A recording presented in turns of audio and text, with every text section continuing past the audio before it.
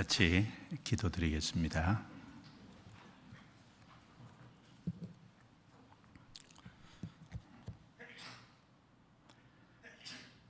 거룩하시고 은혜로우시고 자비로우시며 우리 영혼이 잘 되기를 바라시는 선하신 하나님, 참으로 감사합니다. 소망이 없었던 저희를 주님 보혈로 불러주시고 복음으로 깨끗게 해주셔서 주님의 자녀로 삼아주시고 이제 남은 생애를 주님 안에서 주님과 동행하며 주님 복음을 전하는 귀한 일에 동참하고 쓰임받게 해주신 걸 감사합니다. 오늘 주님 피로 구원받은 성도들이 또 한자리에 모일 수 있도록 도와주시고 또 주의 말씀으로 거룩한 교제를 나누게 해주신 것 감사합니다. 하나님의 귀한 말씀으로 우리 심령에 채워주시기를 간절히 간구합니다. 하나님의 말씀이 우리 영혼의 생명이 되고 양식이 될 수 있도록 도와주옵소서. 우리의 마음을 깨끗게 해주시고 변화시켜 주셔서 하나님의 선하시고 기뻐하시고 온전하신 뜻이 무엇인지 분별케 해 주옵소서.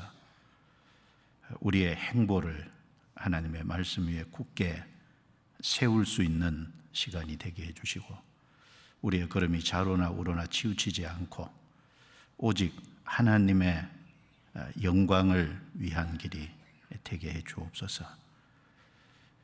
이 시간 함께하지 못한 성도들 어느 곳에 있든지 합당하신 은혜로 채워 주옵소서. 주님의 이름으로 모이고 주님의 복음이 전해지는 모든 곳에 함께해 주시고 주의 역사를 나타내 주옵소서. 또 우리 중에 병약한 분들, 연약한 지체들 주님 능력의 손으로 붙잡아 주셔서 일으켜 세워 주시고 주를 더욱 의지하는 삶을 살게 해 주옵소서. 이 시간 소집회가 진행되고 있습니다. 주님 함께해 주시고 말씀 듣는 영혼을 세워 주시고 거듭날 수 있도록 도와주시며 말씀을 전하는 목사님께 힘을 주시기를 간구합니다. 모든 시종을 주께 의탁하오며 저희를 구원해 주신 주 예수님 이름으로 기도드리옵니다. 아멘.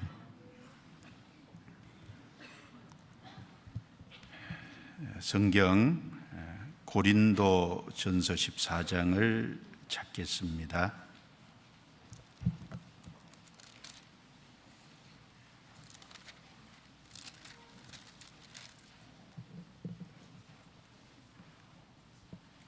고린도전서 14장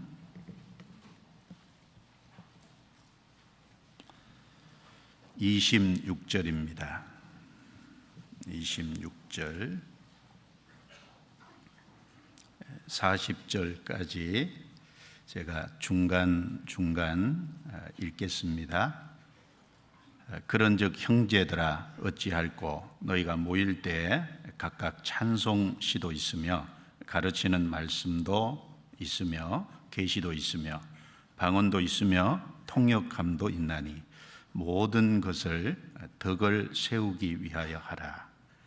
건너뛰어서 29절 예언하는 자는 둘이나 셋이나 말하고 다른 이들은 분변할 것이요 만일 곁에 앉은 다른 이에게 계시가 있거든 먼저 하던 자는 잠잠할지니라. 너희는 다 모든 사람으로 배우게 하고 모든 사람으로 권면을 받게 하기 위하여 하나씩 예언할 수 있느니라. 예언하는 자들의 영이 예언하는 자들에게 제재를 받나니 하나님은 어지러움의 하나님이 아니시오 오직 화평의 하나님이시니라. 모든 성도의 교회에서 함과 같이 여자는 교회에서 잠잠하라. 저희의 말하는 것을 허락함이 없나니 율법에 이른 것 같이 오직 복종할 것이요 만일 무엇을 배우려거든 집에서 자기 남편에게 물을지니 여자가 교회에서 말하는 것은 부끄러운 것임이라. 하나님의 말씀이 너희에게로부터 난 것이냐 또는 너희에게만 임한 것이냐. 40절 같이 읽겠습니다. 모든 것을 적당하게 하고 질서대로 하라.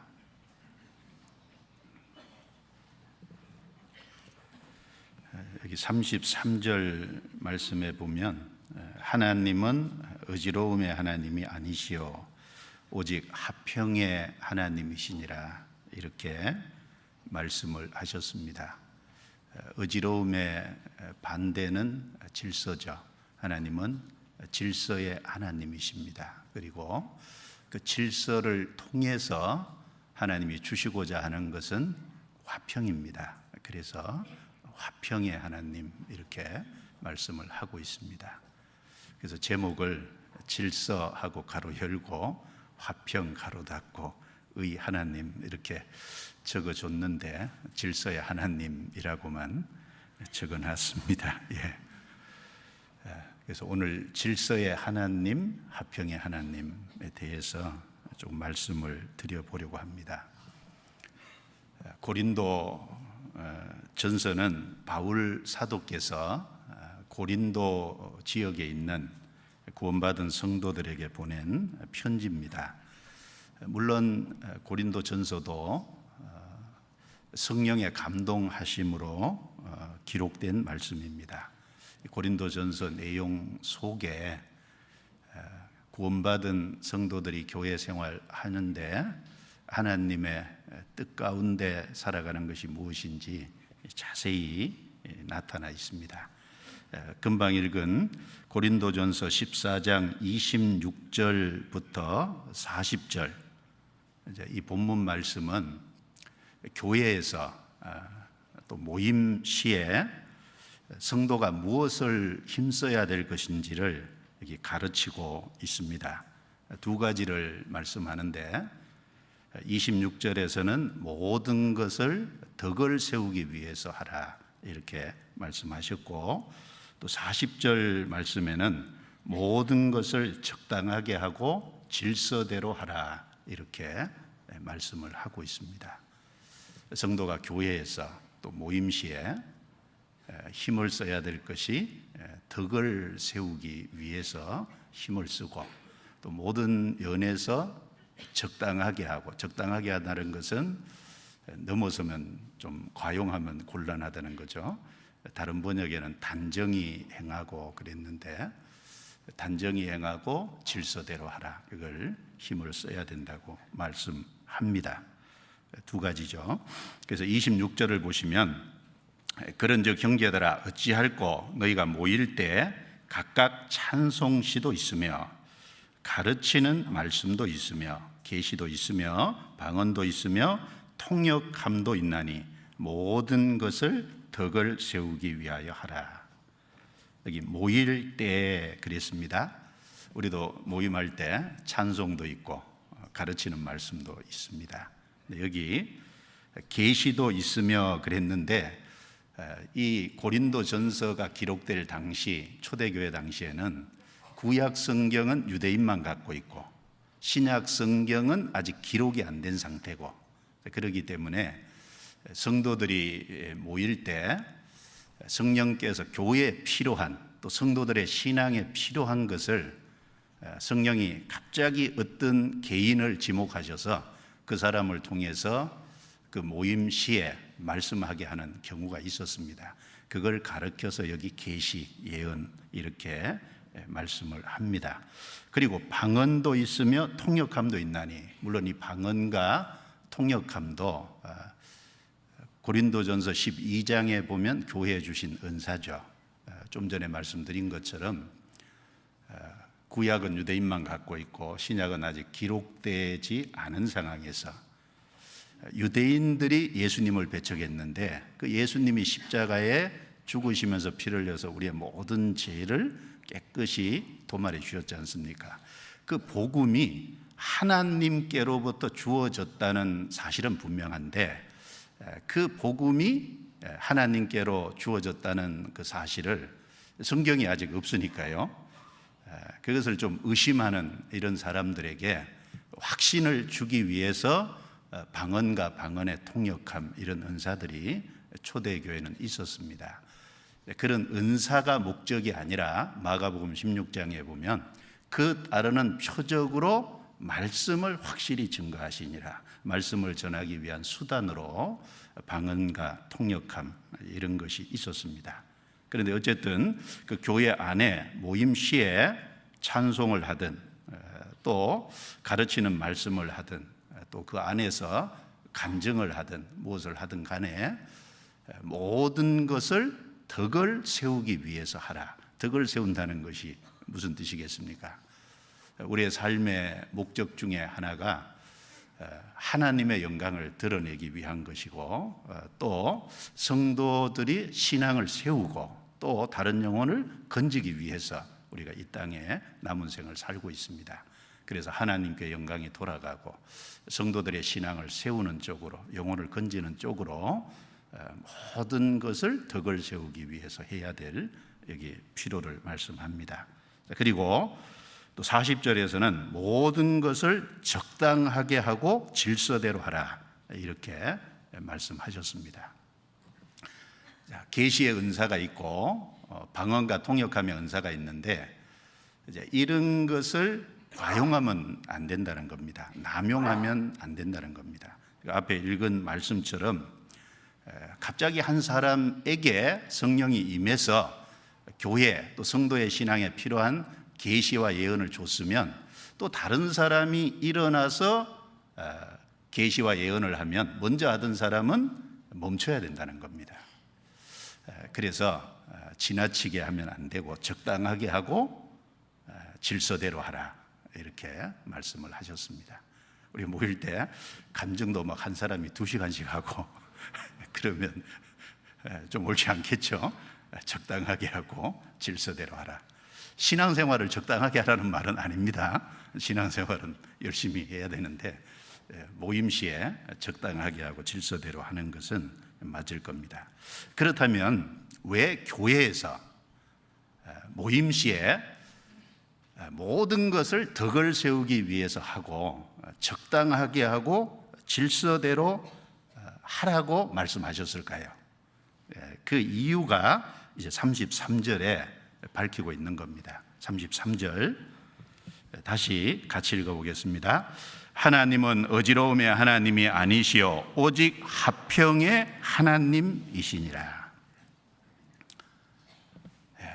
하나님은 어지러움의 하나님이 아니고 질서의 하나님이라는 겁니다. 그리고 하나님은 화평의 하나님, 바로 질서의 하나님, 화평의 하나님이시기 때문에 질서대로 하라, 덕을 세우기 위해서 하라 이렇게 말씀을 하고 있습니다. 즉 하나님의 성품이 질서로우신 분이라는 겁니다. 하나님은 화평을 구하는 분이라는 겁니다.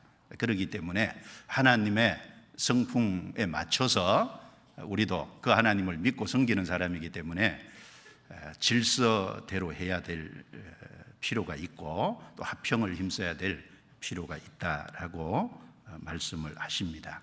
여기서 어지러움의 하나님이 아니시오 그럴 때 이 어지러움이라는 헬라어 단어를 보면 심한 무질서 혹은 혼란 혹은 폭동 이런 때 사용되는 용어입니다. 하나님은 무질서한 하나님이 아니시란 겁니다. 하나님은 틀림없이 질서의 하나님입니다. 그러면 하나님은 어지러움의 하나님이 아니시오. 어지러움의 반대는 질서인데 오직 질서의 하나님이시니라 이렇게 말씀하면 될 것 같은데 질서의 하나님이라고 말하지 않고 뒤에는 오직 화평의 하나님이시니라. 또 왜 이렇게 말씀하셨냐면 질서를 통해서 하나님이 목적하는 바 주시고자 하는 것이 화평이라는 것을 여기 말씀을 하기 위해서 질서의 하나님 또 화평의 하나님 이렇게 말씀을 하신 겁니다. 이 화평이라는 단어는 구약의 히브리어로 살롬이라는 단어하고 같은 뜻입니다. 구약 성경 사사기 6장에 보면 하나님의 사사 기드온이 나옵니다. 그 기드온이 300명 용사를 이끌고 가서 미디안 대군 13만 5천 명과 싸워서 미디안 대군을 다 물리쳤죠. 그 기드온에게 여호와의 사자가 나타났습니다. 그래서 이 기드온은 제물을 가지고 와서 반석 위에 제물을 올려놓고 그 여호와의 사자에게 드렸습니다. 여호와의 사자가 가지고 있는 지팡이를 그 제물에 대니까 그 반석에서 불이 나와서 그 제물을 몽땅 태웠어요. 그와 동시에 하나님의 사자, 즉 여호와의 사자는 사라졌습니다. 물론 거기서 나타난 여호와의 사자는 하나님이 사람의 모습으로 잠깐 나타나신 분입니다.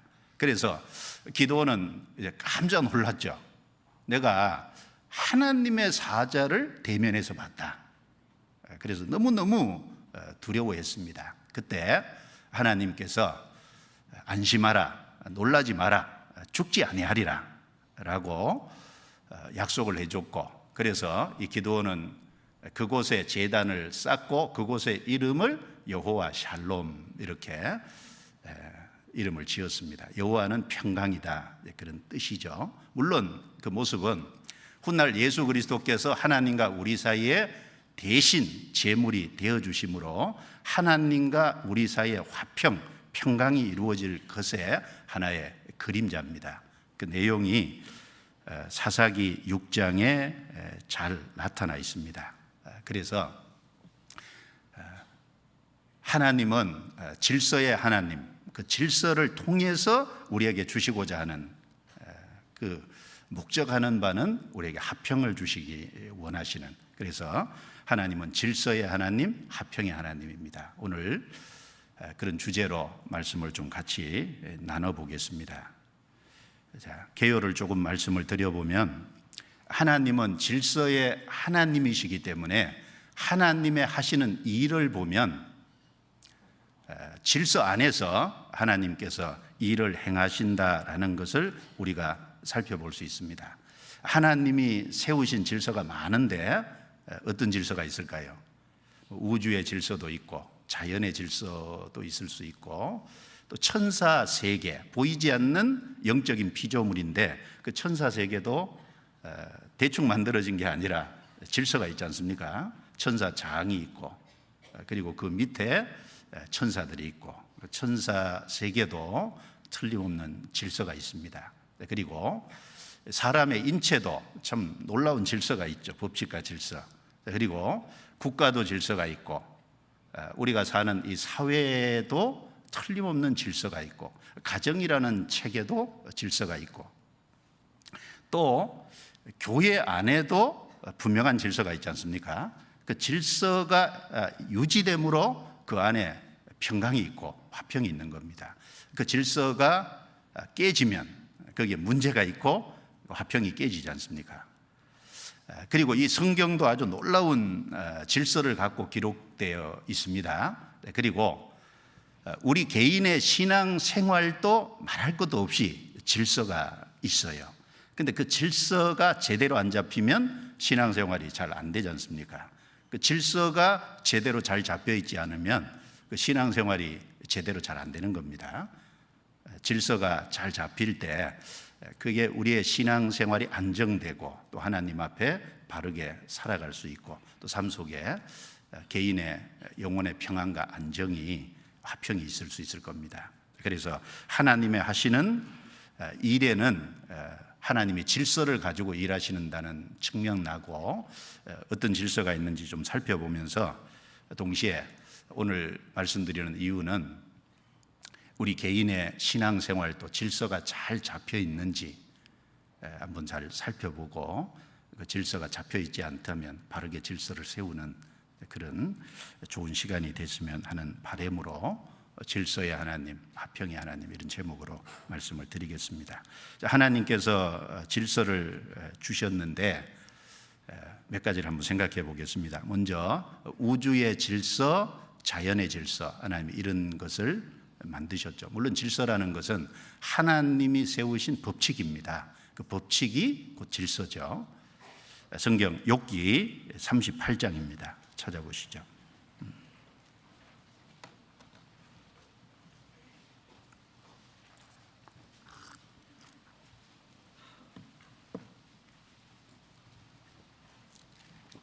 욥기 38장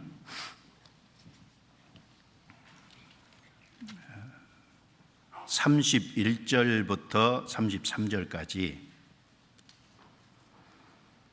같이 읽겠습니다. 내가 묘성을 매어 떨기되게 하겠느냐? 삼성의 띠를 풀겠느냐? 내가 12궁성을 때를 따라 이끌어 내겠느냐? 북두성과 그 속한 별들을 인도하겠느냐? 내가 하늘의 법도를 아느냐? 하늘로 그 권능을 땅에 베풀게 하겠느냐? 천체와 관련된 말씀인데 그 중에 33절을 보시면 내가 하늘의 법도를 아느냐라고 말씀하셨습니다. 하늘의 법도를 아느냐, 이 말씀은 하늘에도 하나님이 세워놓으신 법칙과 질서가 있다, 이것을 강조하신 말씀이 되겠습니다. 그래서 31절부터 보면 하나님이 만드실 때 묘성은 떨기되게, 즉 여러 별이 같이 있는 성단의 모습으로 만들었고, 삼성은 띠가 풀리게 각각의 별들이 멀리 떨어져 있도록 만드셨다고 했습니다. 그리고 12궁성을 때를 따라 이끌어 내겠느냐, 이 12궁성이 항도 12궁을 말하는 거죠. 지구는 태양 주위를 23.5도 지축이 기울어진 채로 자전하면서 공전을 하고 있습니다. 그 공전으로 말미암아서 이 12별자리, 12궁성, 이 항도 12궁, 이것이 계절마다 달마다 별자리가 다른 것이 나오지 않습니까? 그래서 계절에 따라서 나타나는 12궁성은 봄에는 물고기 자리, 양자리, 황소자리, 여름에는 쌍둥이 자리, 개자리, 사자자리. 좀 모르셔도 돼요. 어쨌든 그래서 봄, 여름, 가을, 겨울, 이 사계절에 따라서 12별자리가 각각 다르게 나오지 않습니까? 그리고 또 각 달마다 항도 12궁, 12별자리가 나타나는 것이 또 달라요. 그래서 12월 22일부터 1월 19일은 염소 자리가 나타나고, 1월 20일부터 2월 18일은 물병 자리가 나타나고, 그래서 12별 자리가 각 달마다 다르게 나타나는데, 분명히 여기 말씀하기를 내가 12궁성을 때를 따라 이끌어내겠느냐, 정확한 계절에 따라서, 정확한 달에 따라서 지구가 공전함으로 별자리가 그렇게 보입니다. 그래서 12궁성을 때를 따라 이끌어내겠느냐, 이 말씀 그대로 이 전체에도 놀라운 법칙과 질서가 있죠. 그리고 또 뒤에 보시면 하늘로 그 권능을 땅에 베풀게 하겠느냐, 하늘의 권능을 땅에 베풀게 할 수 있겠느냐, 이번 할 수 없지만 하나님이 하셨다는 말씀입니다. 하늘의 권능을 땅에 베풀었다, 무슨 말씀일까요? 하나님께서 하늘에 태양도 만들고 달도 만들고 별도 만드셨습니다. 이 태양과 달과 별을 만드신 목적은 땅을 위해서, 즉 땅에 사는 사람을 위해서 만드셨습니다. 바로 그 하늘에 하나님이 만들어 놓으신 그것을 땅에 비치게 하신 걸 가르쳐서 이렇게 말씀을 하고 있습니다. 창세기 1장 16절부터 18절에 보면 하나님이 두 큰 광명을 만드사 큰 광명으로 낮을 주관하게 하시며 작은 광명으로 밤을 주관하게 하시고, 또 별들을 만드시며 하나님이 그것들을 하늘의 궁창에 두어 땅에 비치게 하시며 주야를 주관하게 하시며 낮과 밤을 나뉘게 하시니라. 그것을 여기 설명을 하는 겁니다. 그래서 이 우주도 보면 천문학자들이 뭐 300억 광년 혹은 수천 광년 뭐 그러는데 정확하게 우리가 알기 어렵죠. 근데 이 어마어마한 대우주가 정확한 어떤 법칙과 질서 체계에 의해서 운행이 되고 있지 않습니까? 그리고 이 태양계도 보면 9개 행성이 정확한 자전과 공전 주기를 가지고 태양 주위를 돌고 있고, 물론 지구도 시속 1660km로 자전하면서 시속 108,700km로 태양주위를 정확하게 1년에 한 번 돌아오는 공전을 합니다. 그리고 태양계도 보면 시속 한 7만 킬로 속도로 우주 공간을 달리는데 그 대우주를 한 바퀴 돌아오는데 2억 2,600만 년이 걸린다고 하잖아요. 제가 계산 안 한 겁니다. 천문학자들이 계산한 건데 이게 법칙을 보면 참 놀라워요. 왜 이런 법칙과 체계를 만들어 놓으셨을까? 땅에 있는 사람을 위해서 하나님이 그런 걸 만들어 놓으셨습니다. 시편 119편을 보겠습니다. 시편 119편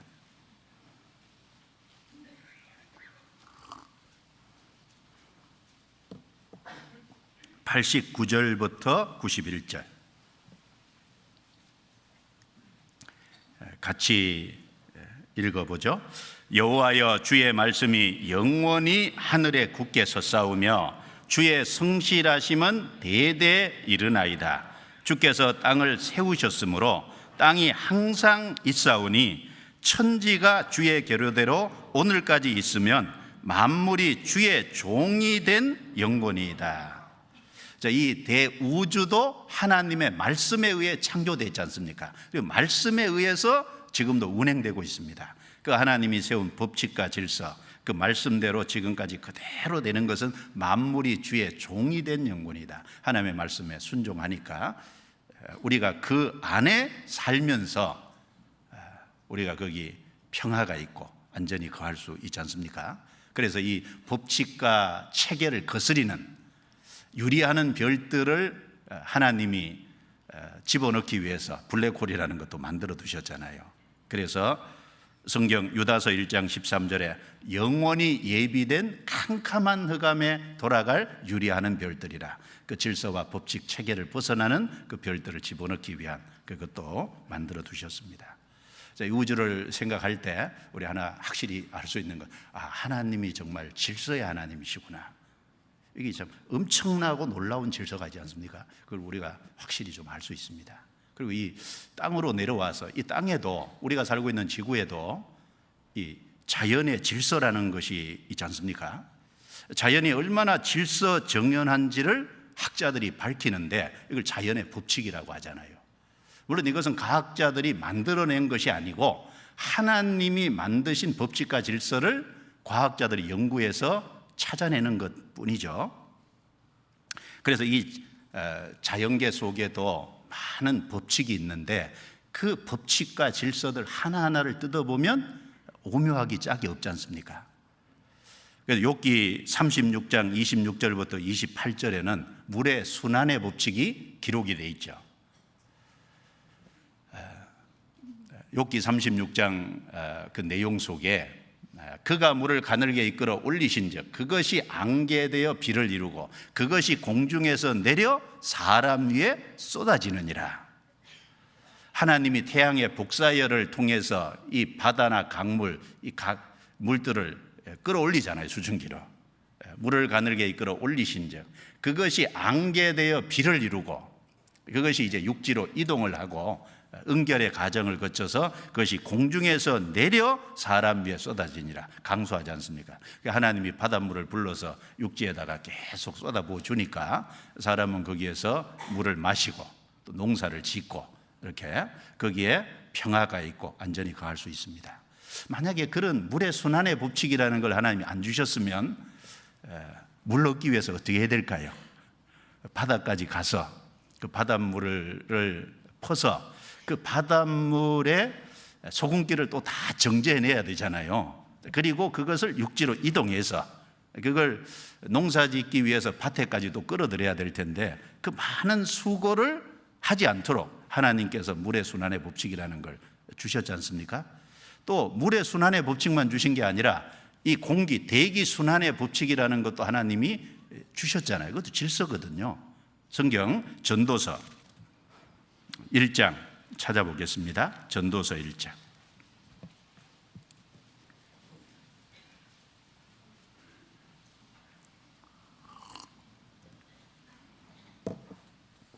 전도서 1장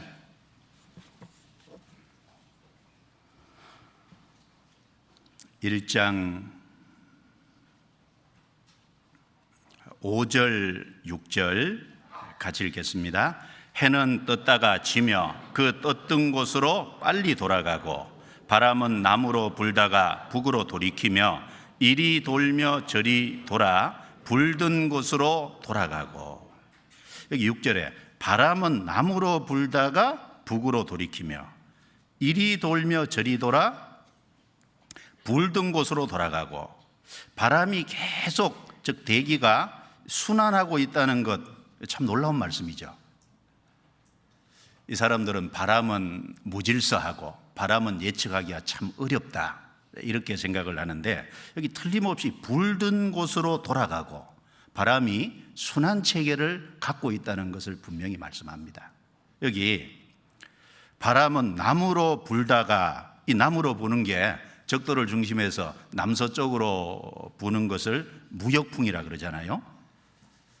그리고 그 반대 방향으로 도는 것을 북동쪽으로 부는 것을 이제 편서풍이라고 하죠. 그래서 이 체계를 갖고 있습니다. 그래서 지금부터 한 500년 전에 콜럼부스를 아프리카 해안에서 바하마까지 데려갔던 것이 무역풍이라 그러잖아요. 근데 올라가긴 올라갔는데 다시 돌아올라 그러면 역바람에 부딪히니까 위로 올라가서 편서풍을 타고 돌아왔다 그러잖아요. 그러니까 그걸 3번을 반복했다고 하는데 갈 때마다 똑같이 바람이 그렇게 했다는 겁니다.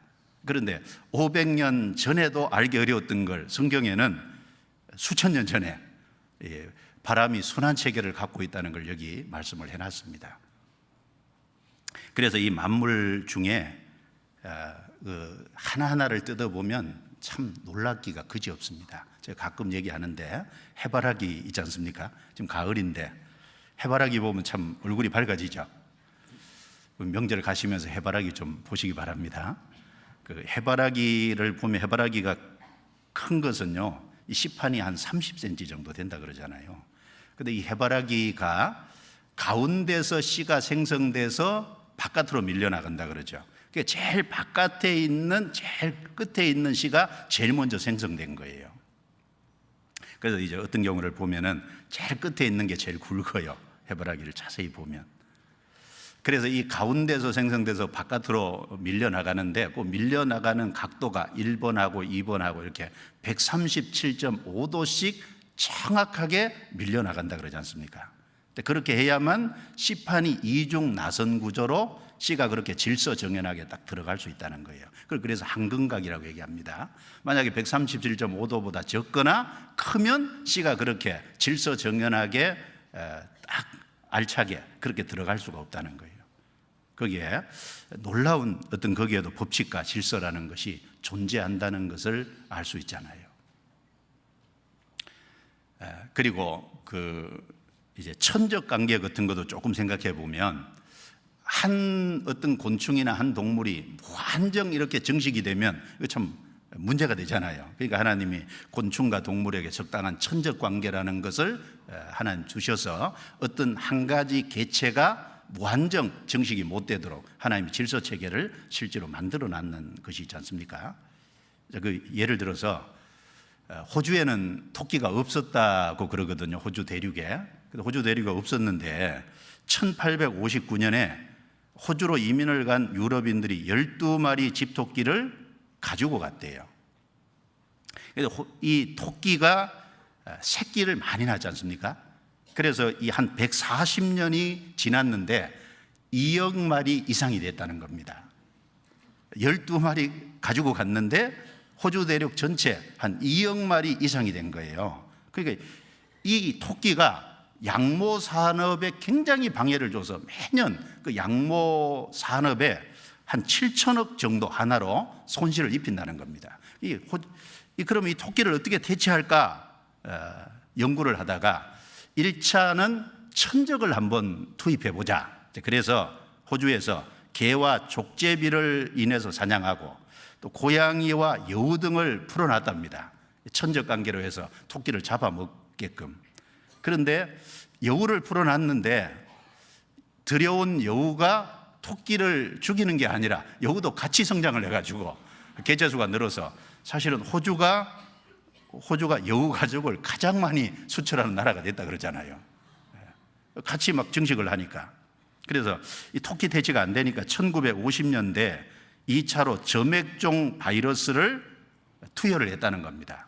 바이러스를 토끼에게 주사를 해서요 99%를 죽였다는 거예요. 1%가 남았잖아요. 그런데 시간이 지나가면서 바이러스에 대한 내성을 갖기 시작한 거예요, 토끼가. 그래서 치사율이 50% 이하로 떨어지는 겁니다. 그러니까 이제 효과가 없는 거예요. 그래서 1997년, 그러니까 한 50년 정도 또 뒤죠. 2차로 바이러스를 또 투여를 해서 토끼를 한 80에서 95% 정도 또 죽였대요. 그런데 내성에 더 강해지잖아요. 이걸 어떻게 해야 되냐? 그래서 호주 정부에서 유전자 조작을 통해서 이거 이제 불임을 통해 새끼를 못 낳도록 만들어야 되겠다. 그런데 이제 동물단체에서 반대를 하잖아요. 그래서 못하고 있다 그럽니다. 그러니까 12마리 토끼를 가지고 들어간 것이 그 150년 동안 토끼 전쟁을 하고 있는 겁니다. 그러니까 이제 각 나라마다 이 천적 관계도 하나님이 적당하게 곤충과 동물 이 천적 관계를 둬서 한 개체가 급격하게 성장 못하도록 한, 이것도 일종의 질서잖아요. 우리가 잘 모르고 있는데 호주 한 예를 보면 참 하나님이 우리가 모르는 많은 것들을 질서 정연하게 해놨다는 것을 좀 생각을 해볼 수 있습니다. 그래서 이 우주와 이 자연이 아주 질서롭게 되어 있는 것은 틀림없는데, 그런데 문제는 인간이 법을 어기잖아요. 그 땅 위에 살면서. 그러니까 하나님이 인간이 법을 어기는 만큼 자연도 같이 불균형이 되도록 해가고 계시는 것이 아마 틀림없을 겁니다. 성경 이사야 24장을 한번 찾아보겠습니다. 이사야 24장. 이사야 24장.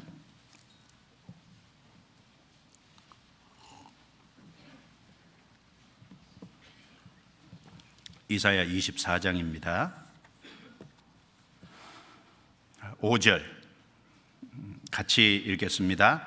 땅이 또한 그 거민 아래서 더럽게 되었으니 이는 그들이 율법을 범하며 율례를 어기며 영원한 언약을 파하였음이니라. 인간이 범죄하는 만큼 땅이 그 사람들 아래서 더럽게 됐다. 왜 더럽게 되느냐? 인간이 영원한 언약을 파하였음이니라. 성경에 영원한 언약 그러면 복음으로 말미암은 언약이 영원한 언약이죠. 인간이 하나님이 예수 그리스도를 통해서 복음을 통해서 사람을 구원하려고 하시는데 인간이 그 언약을 받아들이지 않는 겁니다. 그걸 받아들이지 않는, 하나님을 거스리고 대적하는, 그것으로 인해서 땅도 더러워졌다. 그래서 인간이 불순종하는 만큼, 인간이 하나님을 대적하는 만큼 이 땅도 우주의 법칙과 자연의 법칙도 불균형이 돼가고 있는 것이 맞습니다. 19절 20절입니다. 19절 20절 같이 읽겠습니다.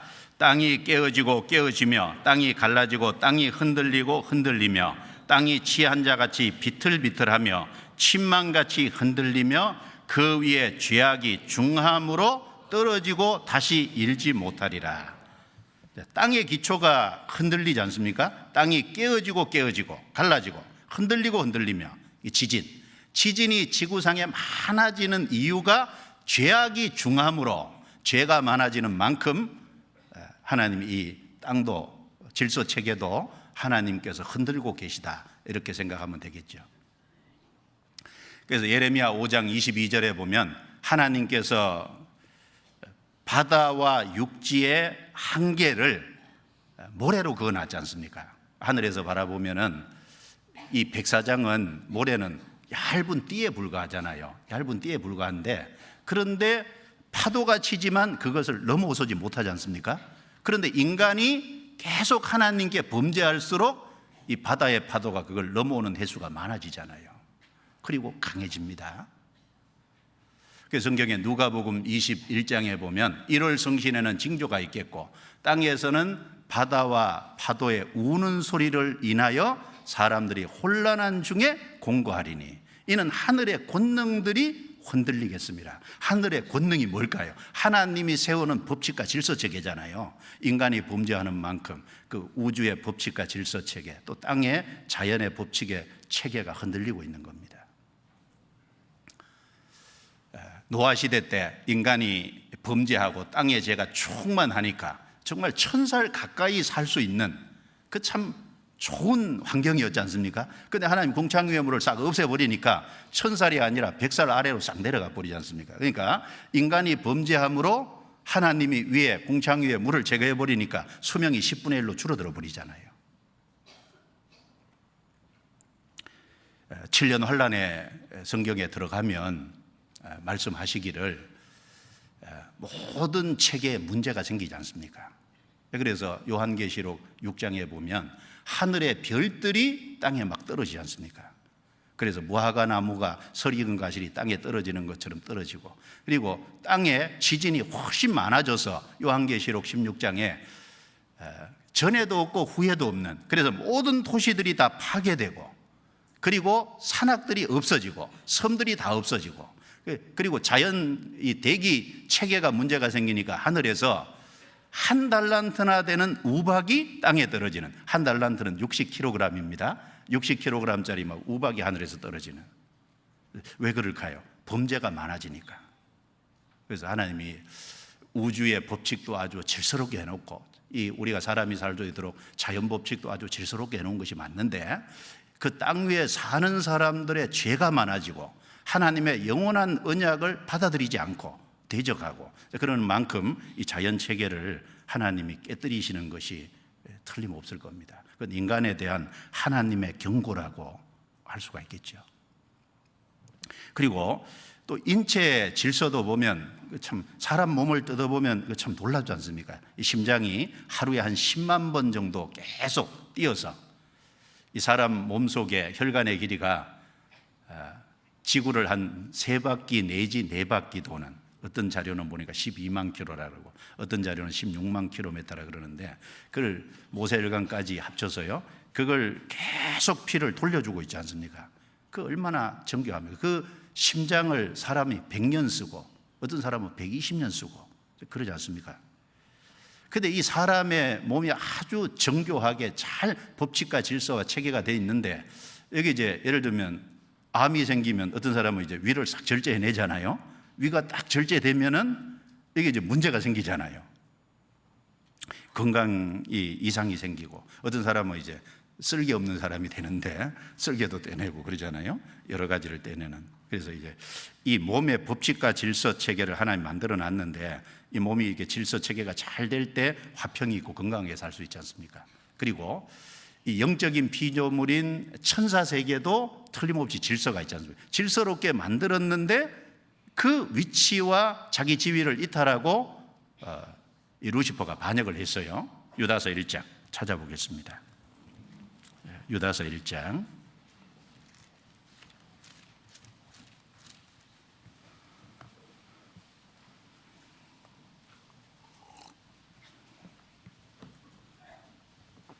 유다서 1장 6절입니다. 유다서 1장 6절 같이 읽겠습니다.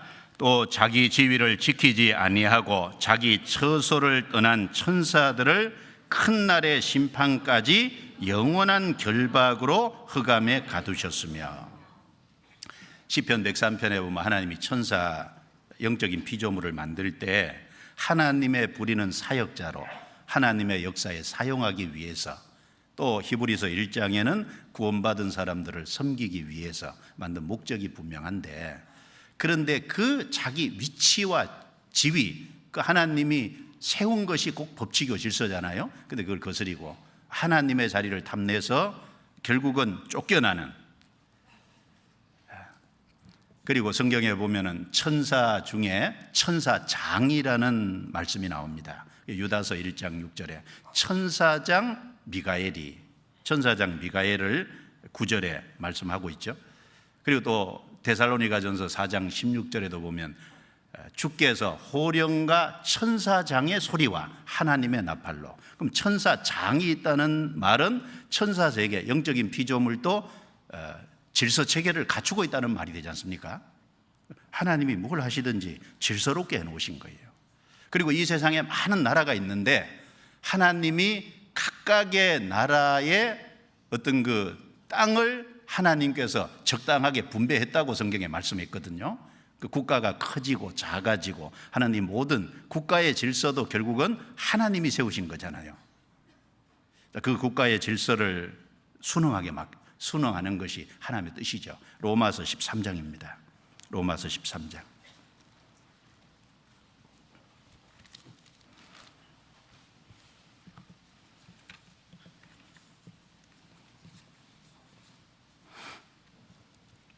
로마서 13장 1절부터 7절입니다. 제가 읽어보겠습니다. 각 사람은 위에 있는 권세들에게 굴복하라. 권세는 하나님께로 나지 않음이 없나니 모든 권세는 다 하나님의 정하신 바라. 그러므로 권세를 거스리는 자는 하나님의 명을 거스림이니 거스리는 자들은 심판을 자취하리라. 관원들은 선한 일에 대하여 두려움이 되지 않고 악한 일에 대하여 되나니 내가 권세를 두려워하지 아니하려느냐? 선을 행하라. 그리하면 그에게 칭찬을 받으리라. 그는 하나님의 사자가 되어 내게 선을 이루는 자니라. 그러나 내가 악을 행하거든 두려워하라. 그가 공연히 칼을 가지지 아니하였으니 곧 하나님의 사자가 되어 악을 행하는 자에게 진노하심을 위하여 보응하는 자니라. 그러므로 굴복하지 아니할 수 없으니 노를 인하여만 할 것이 아니요 또한 양심을 인하여 할 것이라. 너희가 공세를 바치는 것도 이를 인함이라. 저희가 하나님의 일꾼이 되어 바로 이 일에 항상 힘쓰느니라. 모든 자에게 줄 것을 주되 공세를 받을 자에게 공세를 바치고 국세 받을 자에게 국세를 바치고 두려워할 자를 두려워하며 존경할 자를 존경하라. 각 사람은 위에 있는 권세들에게 굴복하라. 모든 권세는 다 하나님의 정하신 바다. 우리가 다 이해를 할 수는 없어도 하나님의 말씀입니다. 모든 권세는 하나님의 정하신 바라. 그러니까 그리스도인들이 데모하는 게 옳으냐 그르냐, 옳지 않죠. 물론 하나님을 믿지 마라, 신앙생활을 하는 것을 반대하고 하면 거긴 따를 수는 없어요. 왜냐하면 하늘과 땅의 모든 권세를 가지신 분이 예수님이고 이 세상 모든 권세 위에 주님의 권세가 있기 때문에 그건 따를 수 없습니다. 그러나 나라의 한 국민으로서 따라야 될 의무가 있지 않습니까? 거기에는 순응해야죠. 그래서 모든 권세는 다 하나님의 정하신 바라. 그래서 심지어 여기 하나님의 일꾼이 되어, 국가를 경영하는 사람들이 하나님의 일꾼이라 그랬어요. 물론 구원받은 입장, 영혼을 건지는 일에서 일꾼이 아니라 한 나라를 경영하는 그 일에 있어서 일꾼이다 그 말입니다. 그래서 잘하는 사람에겐 상을 주고 잘못하는 사람에게는 벌을 주고 그리고 국가 체계를 잡고 그리고 세금을 걷어서 나라를 잘 살게끔 만들고, 이런 것은 하나님이 이제 국가에 이런 권세를 하나님이 맡겼다 그 말입니다. 그럼 구원받은 사람 어떻게 해야 될까요? 성경 베드로 전서 2장 찾아보죠. 베드로 전서 2장.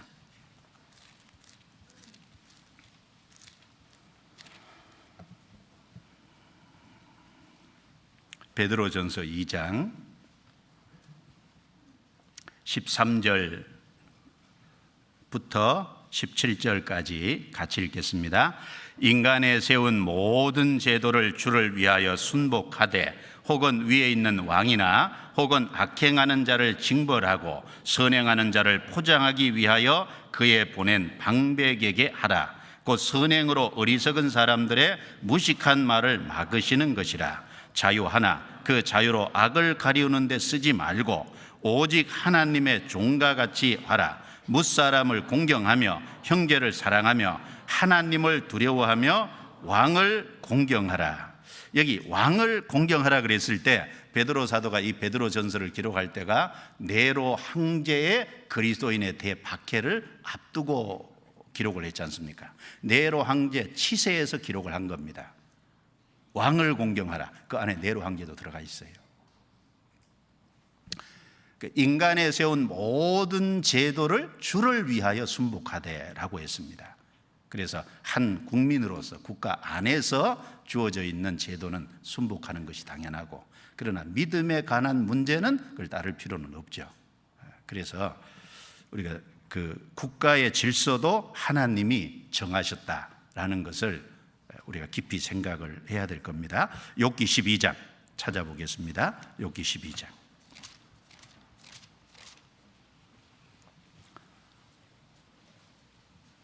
12장 23절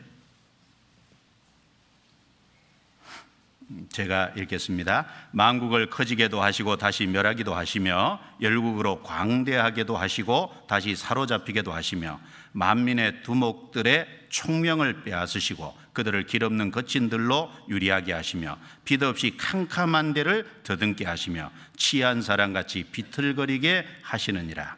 만국으로 커지게도 하시고 광대하게도 하시고 또 사로잡히고 망하게도 하시고, 그러니까 아세르 제국, 바벨론 제국 이런 걸 커지게도 하시고 망하게도 하시고 이집트를 크게도 하고 약하게도 하시고, 하나님이 하시는 일입니다.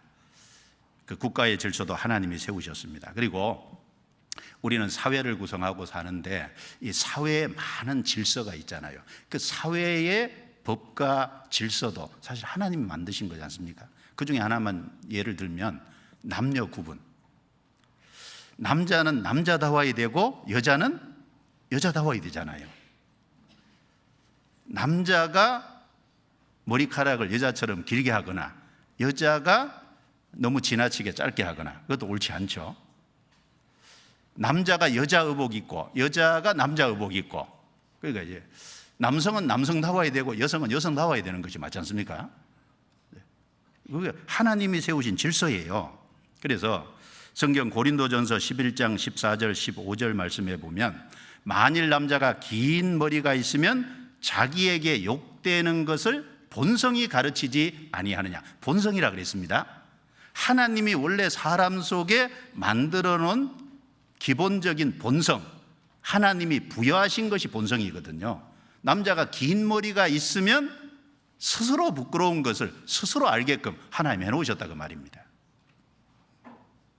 그리고 만일 여자가 긴 머리가 있으면 자기에게 영광이 되나니 긴 머리는 쓰는 것을 대신하여 주신 것이니라. 그래서 교회 안에서 기도나 또 이제 할 수 없이 그런 대표 기도나 말씀을 전하는 거나 이런 것이 초대교회에 혹 있었는데, 그럴 적에 건세 아래에 있다는 표로 머리에 수건을 썼잖아요. 그럼 평상시는 머리에 수건을 안 쓰잖아요.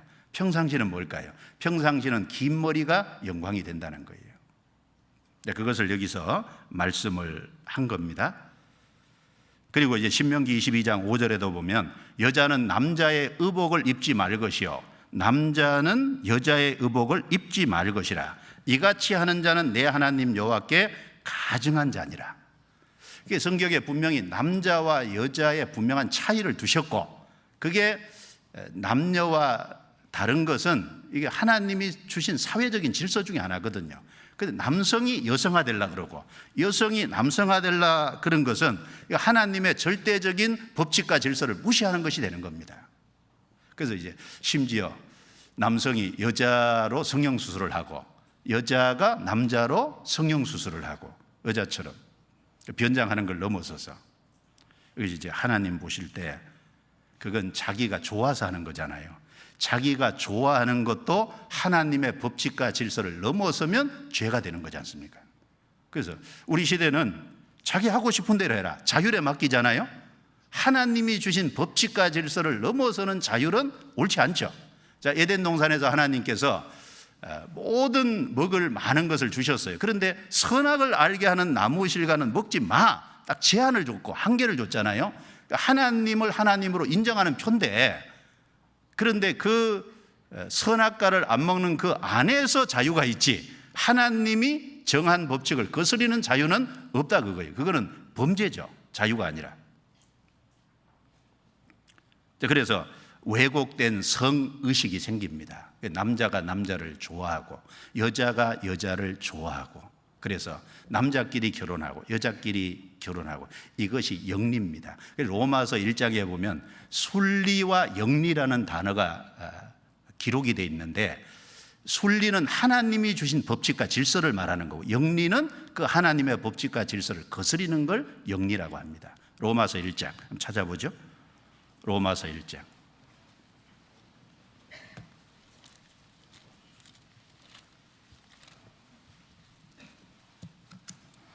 26절 27절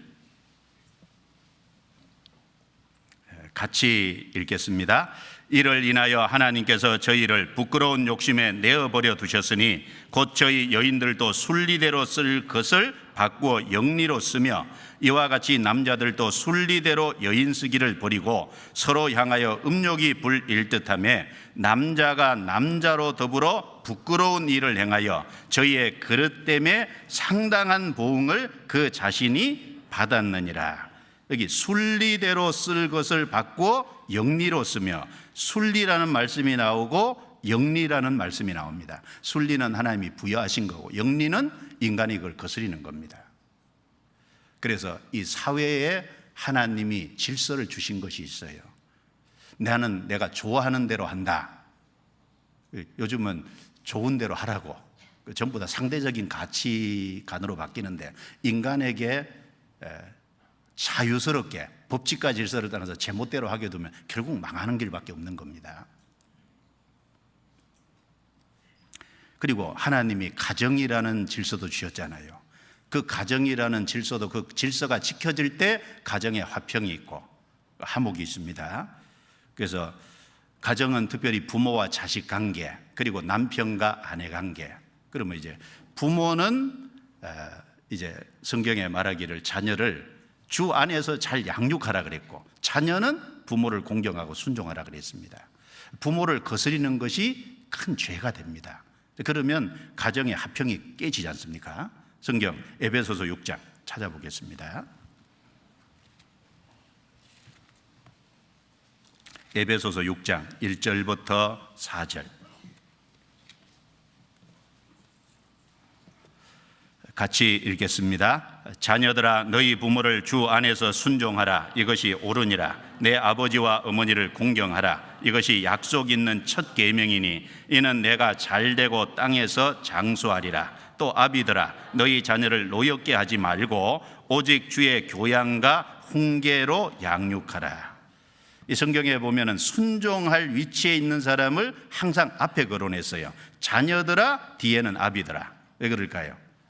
자녀가 부모님이 잘해줘야 내가 잘하지, 그게 아니라는 겁니다. 잘하고 못하고를 떠나서 일단 부모라는 위치 때문에 순종하고 복종하고 공경하라고 말한 거예요. 그리고 자녀를 낳았으니까 부모는 마땅히 주의 교양과 훈계로 양육해야 될 책임이 있습니다. 이 질서가 가정 안에서 잘 이루어질 때 가정에 화평이 있지 않습니까?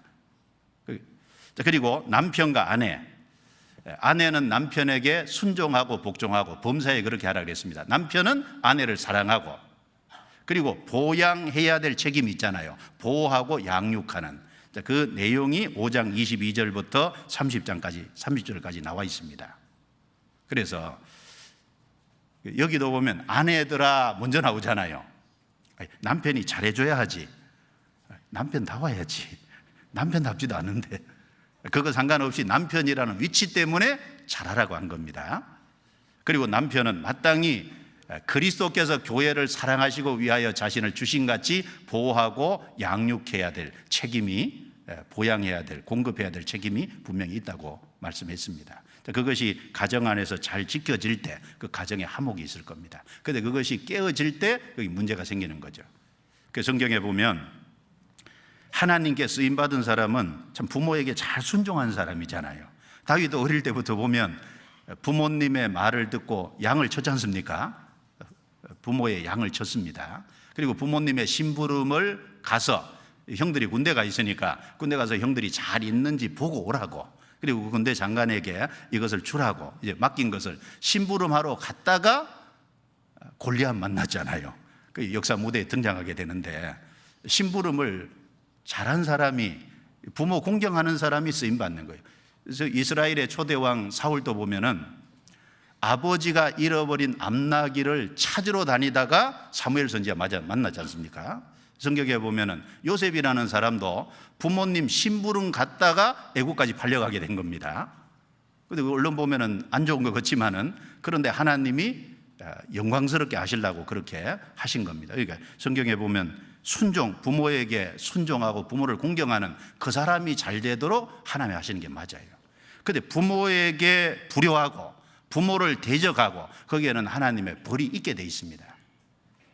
성경에 창세기 9장에 보면 그 노아가 홍수 이후에 포도주를 먹고 취했지 않습니까? 벌거벗고 누웠습니다. 그것을 아마 최초로 본 사람이 함 같은데, 함이 그 아버지의 벌거벗은 것을 나가서 떠벌리는, 그것을 이제 흉을 보는, 그래서 셈과 야벳은 뒷걸음치러 가서 덮어줬습니다. 그러면 술 먹고 벌거벗은 것은 노아인데, 노아가 잘못을 했잖아요. 저주받은 것은 누가 저주받았습니까? 함과 가나안, 함의 아들 가나안이 저주받았잖아요.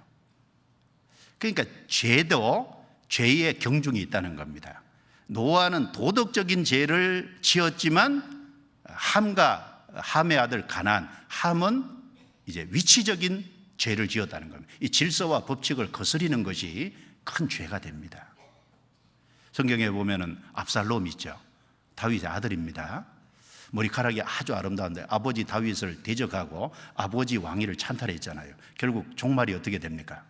상수리 나무에 그 머리카락이 대롱대롱 걸렸잖아요. 요압이 찔러 죽였습니다. 하나님이 벌 주실 방법이 많아요. 그렇죠? 이제 가정도 이 부모 자식 그리고 남편 아내 이 질서 체계가 바르게 될 때 그 가정에 화평이 있고 저게 있습니다. 그리고 성경은 얼마나 질서롭게 잘 기록이 됐어요. 성경 시편 119편 140절 한번 봅시다. 시편 119편 140절.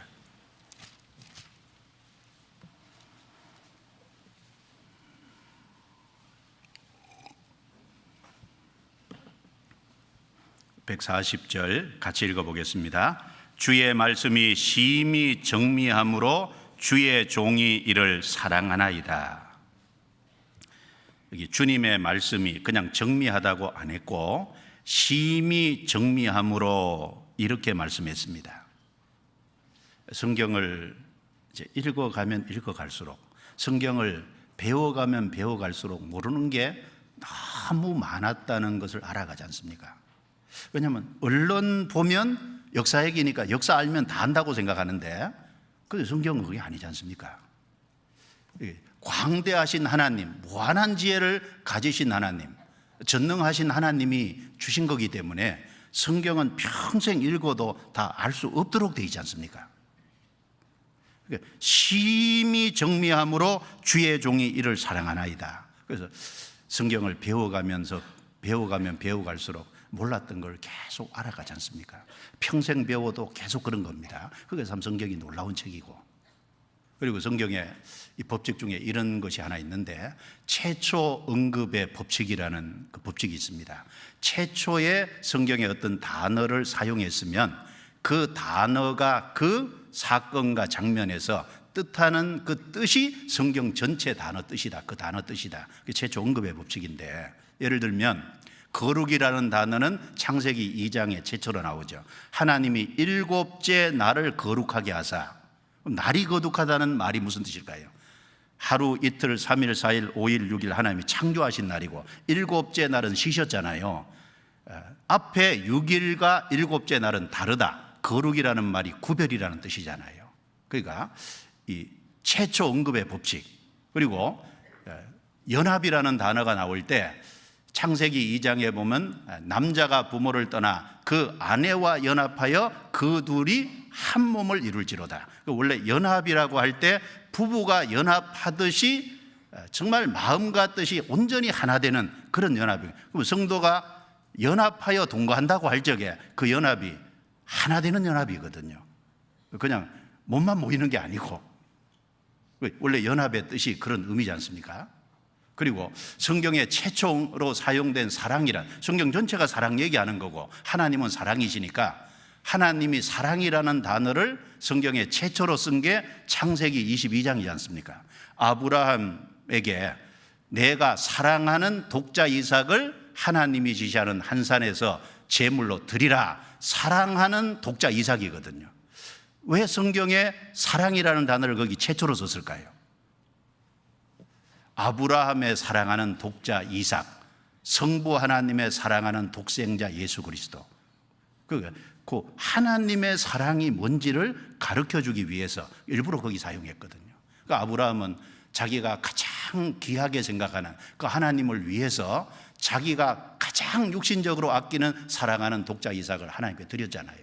하나님은 독생자 예수 그리스도를 인간을 위해서 내어줬잖아요. 성경의 사랑은 그 감정이 아닙니다. 성경의 사랑은 자기를 희생하는 거예요. 가장 귀한 것을 위해서 자기의 가장 사랑하는 것을 내어주는 게 성경의 사랑이잖아요. 하나님이 세상을 이처럼 사랑하사 독생자를 주셨으니. 그런데 하나님은 아브라함에게는 아브라함아 아브라함아, 하나님이 죽이려고 하는데 멈췄잖아요. 하나님은 독생자 예수를 죽이려고 하다가 멈춘 게 아니죠. 죽는데 내어주지 않습니까? 그러니까 이 성경에 보면 우리가 알아야 될 것이 많고 참 놀라운 것이 많은데, 성경은 참 심히 정밀하다는 말씀처럼 성경은 아주 질서롭게 기록이 되어 있습니다. 사복음서가 꼭 필요한 거예요. 예수님의 4가지 모습을 기록해 주기 위해서. 그래서 이 성경도 아주 질서롭게 되어 있습니다. 그럼 성경에 무언가를 빼고 더하는 것이 합당치 않지 않습니까? 성경에 최초로 무언가를 빼고 더한 사람이 누구죠? 하와입니다.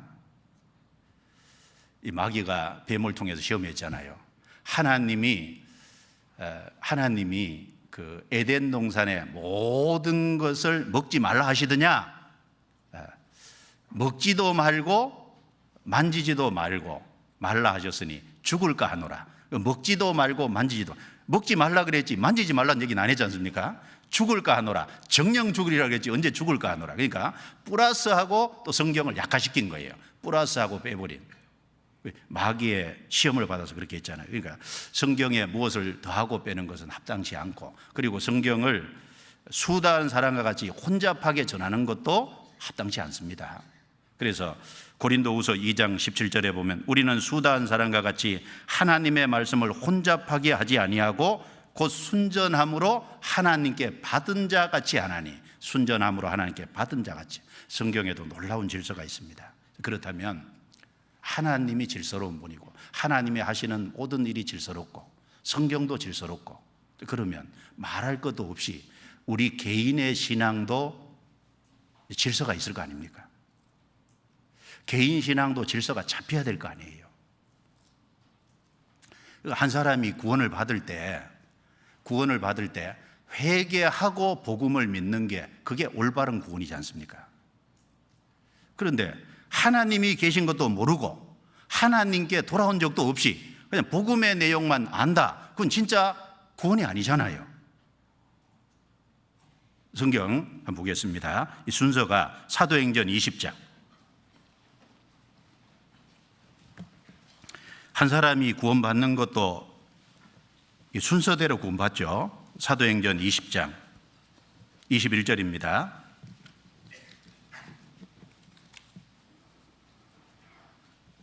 사도행전 20장 21절 같이 읽겠습니다. 유대인과 헬라인들에게 하나님께 대한 회개와 우리 주 예수 그리스도께 대한 믿음을 증거한 것이라. 따라해 주시겠습니까? 하나님께 대한 회개, 예수 그리스도께 대한 믿음. 자, 바울은 유대인이나 헬라인이나 어느 민족이나 민족 가리지 않고 증거를 했는데 증거한 내용이 여기 2가지입니다. 하나님께 대한 회개와 예수 그리스도께 대한 믿음이라 그랬습니다. 한 사람이 구원을 받자면 하나님께 대한 회개가 돼야 될 것입니다. 먼저 하나님이 어떤 분이라는 걸 알아야 되잖아요. 하나님께 나아가는 자는 반드시 그가 계신 것과 하나님의 존재를 확실히 믿어야 되잖아요. 그리고 하나님 앞에 자기가 죄인이라는 사실을 알고 심판받고 지옥 간다는 걸 알아야 그 길에서 돌아오는 것이 하나님께 대한 회개죠. 회개는 하나님께 돌아오는 겁니다. 어떤 사람이 하나님께 돌아오냐? 하나님의 존재를 아는 사람이 하나님께 돌아올 거예요. 그래서 우리 전도집회 내용이 하나님께 대한 회개가 되도록 구성되어 있지 않습니까? 그래서 이 첫날 인생 얘기, 영혼 얘기, 죽은 건너편의 내세 얘기, 이제 그리고 그 다음에 하나님이 살아계시다는 증거를 쭉 얘기하고 그 다음에 하나님 앞에 죄 때문에 심판받고 지옥 간다는 얘기를 했을 때 그 순서대로 들어야 하나님께 대한 회개가 바르게 이루어지잖아요. 하나님 계신 걸 알고 자기가 멸망받을 죄인이라는 걸 알아야 회개가 됩니다. 그럼 거기서 끝이 아니라 우리 주 예수 그리스도께 대한 믿음을 증거한 것이라, 그 다음에 예수 그리스도께서 그 지옥 갈 인생을 위해서 십자가에 죽으시고 모든 죄를 해결해 주시고 속죄해 주신, 피를 흘려서 대신 형벌을 받으신 그것을 믿어야 되잖아요. 그래서 회개와 믿음, 내용은 하나님께 대한 회개고 예수 그리스도께 대한 믿음입니다. 순서지 않습니까? 그래서 마가복음 1장 15절에 예수님께서 때가 찼고 하나님의 나라가 가까웠으니 회개하고 복음을 믿으라, 같은 말씀입니다. 요한복음 17장 3절에 영생은 곧 유일하신 참 하나님과 그의 보내신 자 예수 그리스도를 아는 것이니이다. 그것도 하나님과 예수 그리스도. 그래서 한 사람이 구원을 받는 것도 하나님이 천지를 창조하실 때 첫째 날이 있어야 둘째 날이 있고, 둘째 날이 있어야 셋째 날이 있고, 여섯째 날이 다 순서대로 가야 되듯이 한 사람이 구원받는 것도 하나님께 대한 회개가 이루어지고 예수 그리스도께 대한 믿음을 갖는 겁니다. 그것이 순서대로 돼야 온전하게 됐다고 할 수 있을 거예요. 그래서 그대로 집회를 들으면 집회가 그렇게 각 사람의 마음을 이끌 수 있도록 집회 내용이 구성이 되어 있잖아요. 이제 하나님이 성경에 말씀하신 것을 발견해서 우리가 집회 내용을 이제 앞에 하시는 분들이 구성해서 지금까지 온 겁니다. 참 성경적이잖아요. 그리고 한 사람이 은혜를 받아야 평강이 있죠. 한 사람 영혼 속에 화평이 이루어지고 평강이 이루어지려면 먼저 은혜, 즉 구원을 확실하게 받아야 평강이 있잖아요. 그러니까 평강 앞에 은혜가 먼저입니다. 평강과 은혜라고 안 했습니다. 은혜와 평강이라고 했습니다. 성경 고린도전서 1장입니다. 고린도전서 1장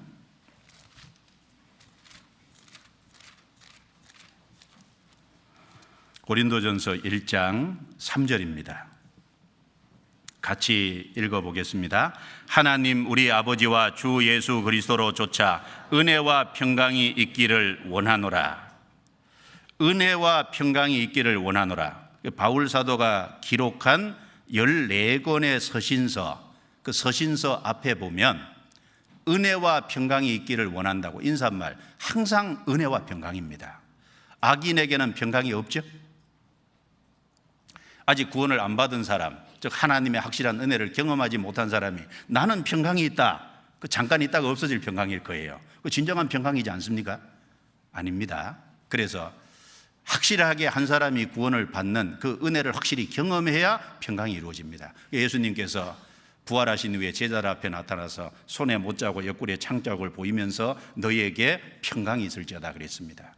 예수님이 속죄를 해주신 것이 확실히 믿어지는 그 은혜가 이루어져야 평강이 있을 거예요.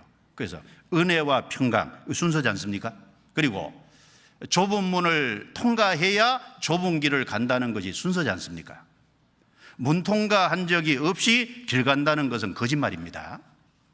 그러면 이제 가보면은 자기가 문 통과 못했고 하나님과 올바른 관계를 못 맺어서 결국은 영원히 지옥 갈 존재라는 걸 분명히 알게 될 겁니다.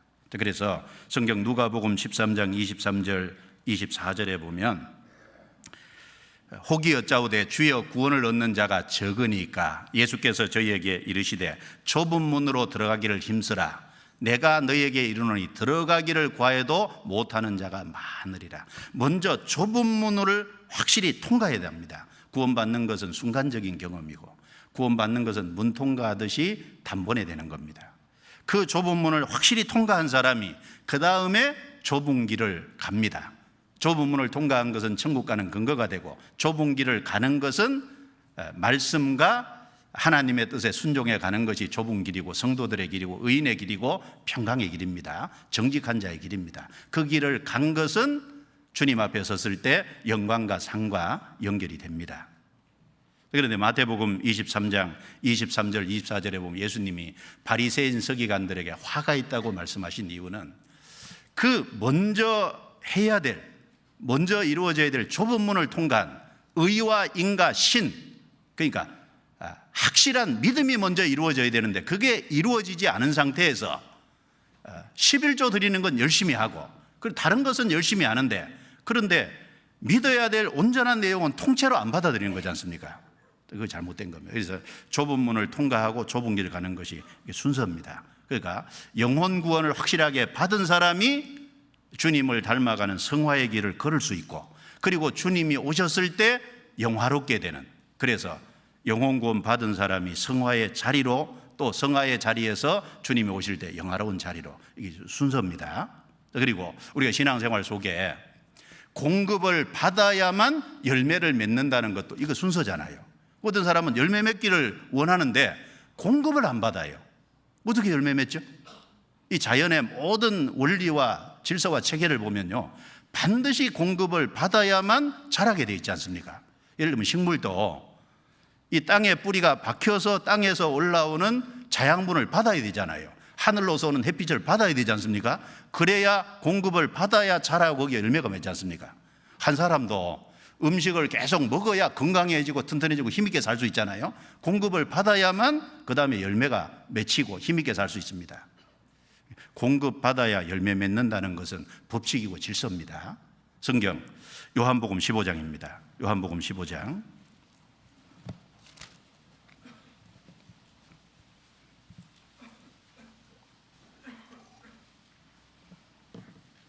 요한복음 15장 3절부터 5절입니다. 3절부터 5절 같이 읽어보겠습니다. 너희는 내가 일러준 말로 이미 깨끗하였으니 내 안에 거하라. 나도 너희 안에 거하리라. 가지가 포도나무에 붙어 있지 아니하면 절로 과실을 맺을 수 없음같이 너희도 내 안에 있지 아니하면 그러하리라. 나는 포도나무요 너희는 가지니 저가 내 안에 내가 저 안에 있으면 이 사람은 과실을 많이 맺나니 나를 떠나서는 너희가 아무것도 할 수 없습니다.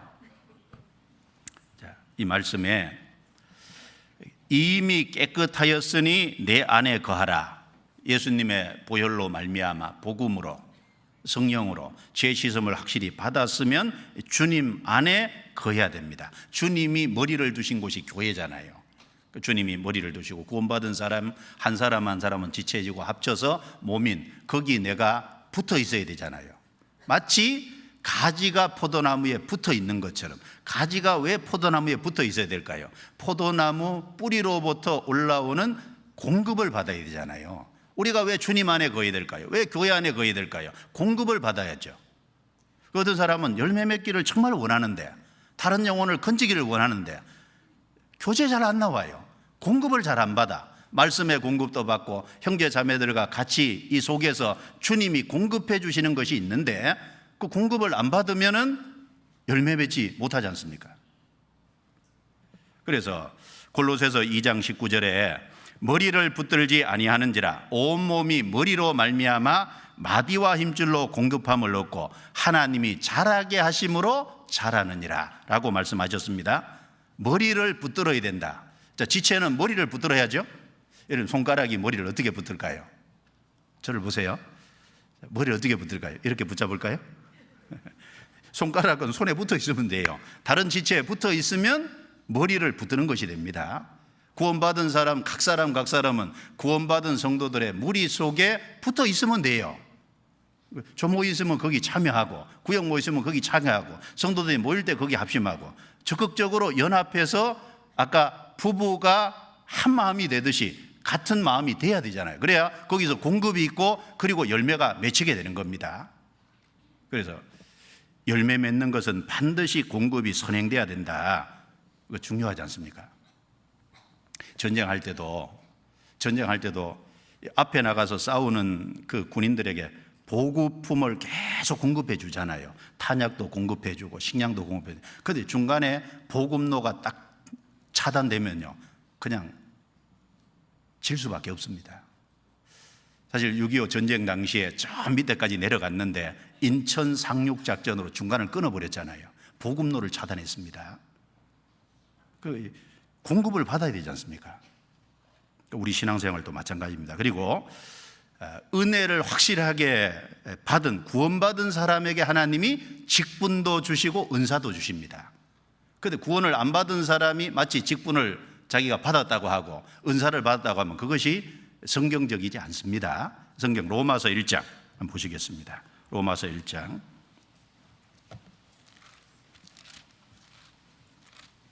제가 조금만 더 말씀드리겠습니다. 로마서 1장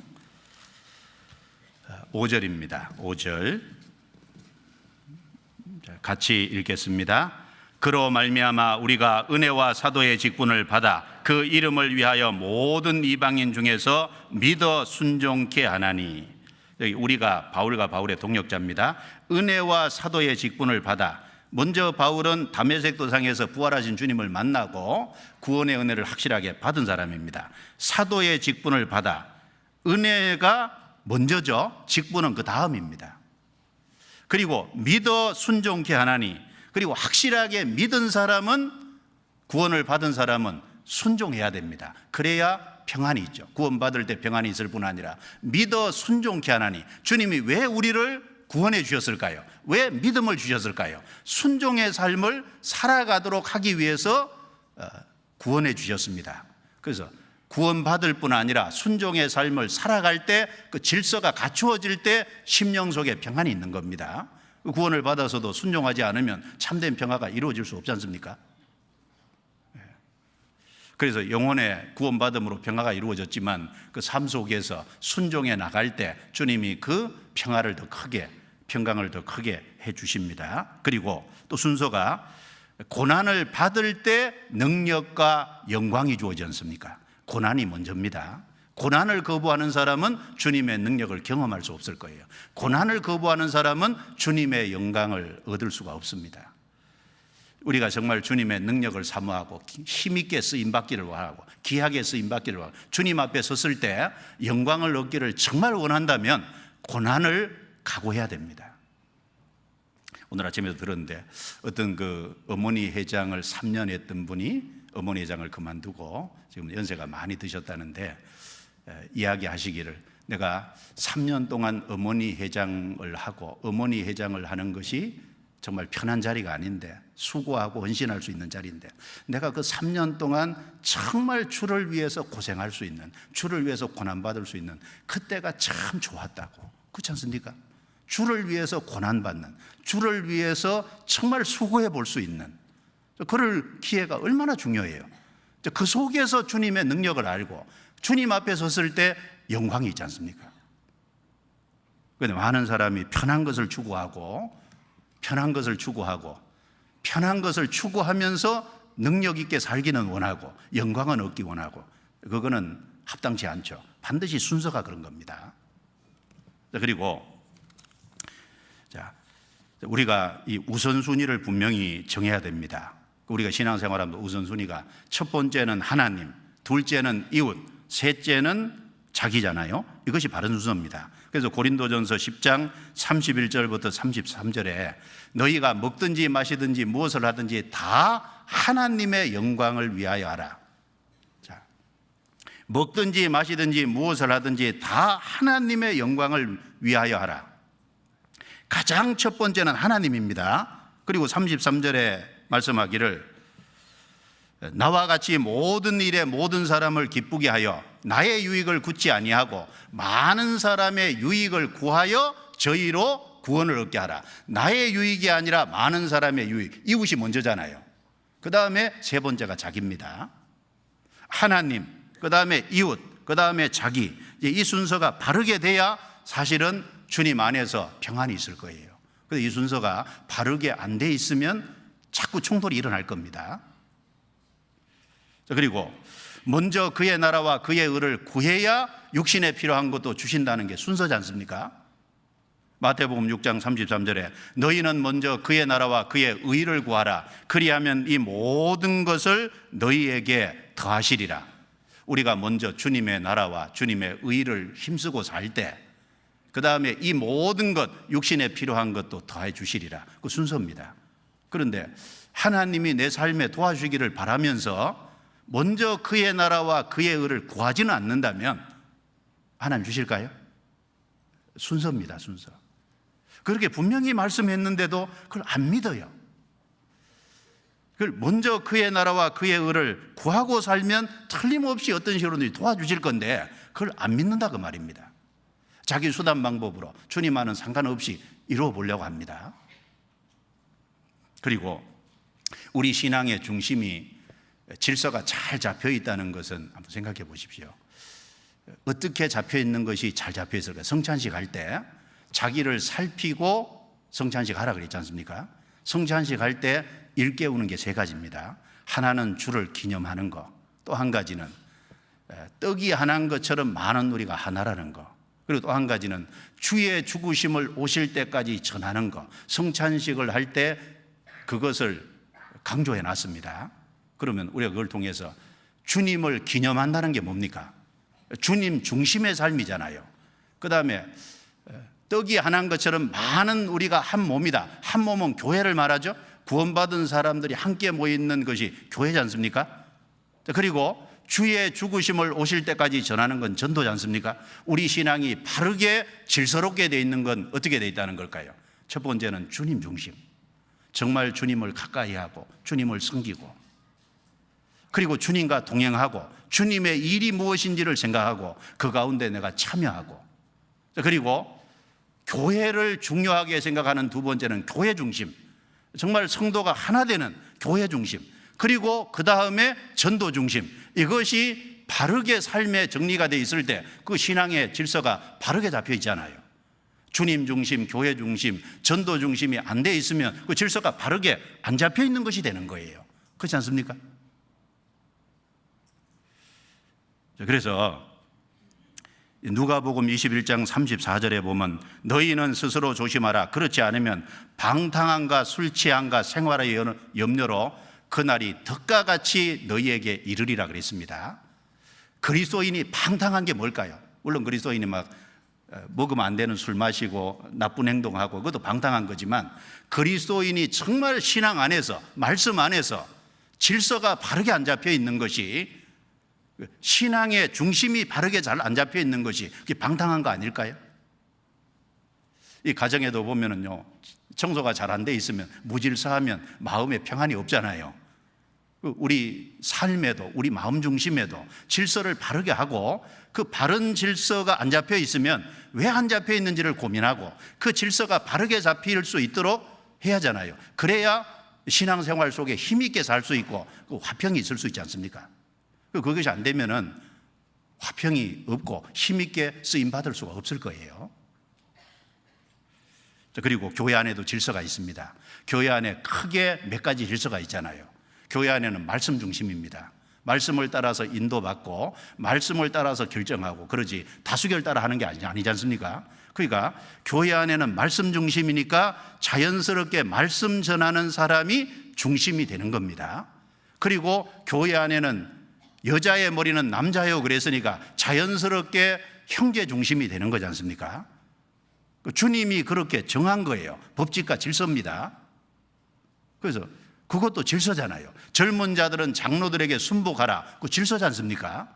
그 질서가 바르게 될 때 교회 안에 화평이 있고 교회가 힘있게 마음이 하나가 돼서 나갈 수 있지 않습니까?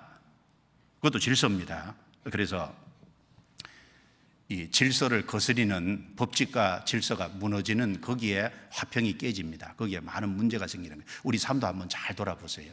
내 생활이, 내 신앙생활이 정말 질서롭게 잡혀 있을까? 내 생활이 무질서해가지고 이게 많은 문제가 지금 생기고 있는 거 아닌가 한번 돌아볼 필요가 있습니다. 성경 오늘 본문 읽었던 것을 보겠습니다. 읽고 마치겠습니다. 고린도전서 14장입니다. 33절. 14장 33절. 같이 읽겠습니다. 하나님은 어지러움의 하나님이 아니시오 오직 화평의 하나님이시니라. 하나님은 성품이 어지러우신 분이 틀림없이 아닙니다. 하나님이 하시는 모든 일을 봐도 하나님은 질서롭게 일하고 계신 게 맞아요.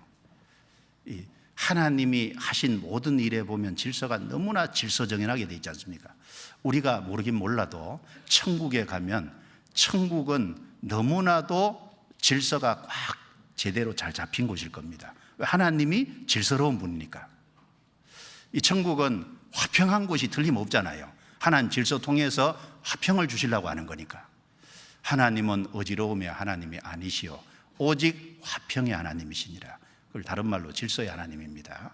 질서를 통해서 화평을 주기를 원하시는 거예요. 그래서 우리 생활을 조금 돌아보고 내 생활이 정말 질서가 잘 잡혀 있는지, 성경적인 바른 질서가 마음과 생활 속에 갖춰져 있는지를 한번 좀 돌아보고 바르게 좀 잡으면 좋겠습니다. 그리고 명절에 시골에 잘 다녀오십시오. 그 전도하는 좋은 기회로 삼으시면 좋겠습니다. 기도하시겠습니다. 하나님 감사합니다. 귀중한 시간을 허락하셔서 말씀으로 돌아볼 수 있게, 또 저희 신앙을 살펴볼 수 있게 도와주심을 감사합니다.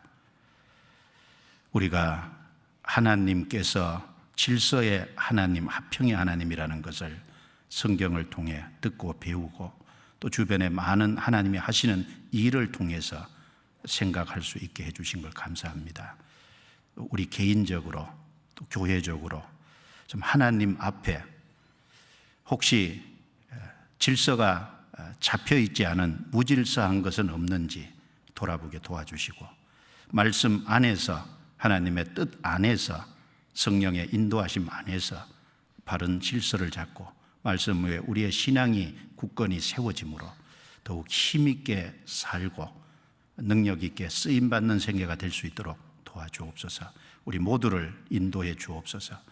또 명절을 맞아 오고 가는 모든 길에 함께 해주시고 또 가족들을 만날 때 즐거운 시간을 보내며 또 주님을 전하고 주님을 생각하는 귀한 시간들이 되게 도와주옵소서.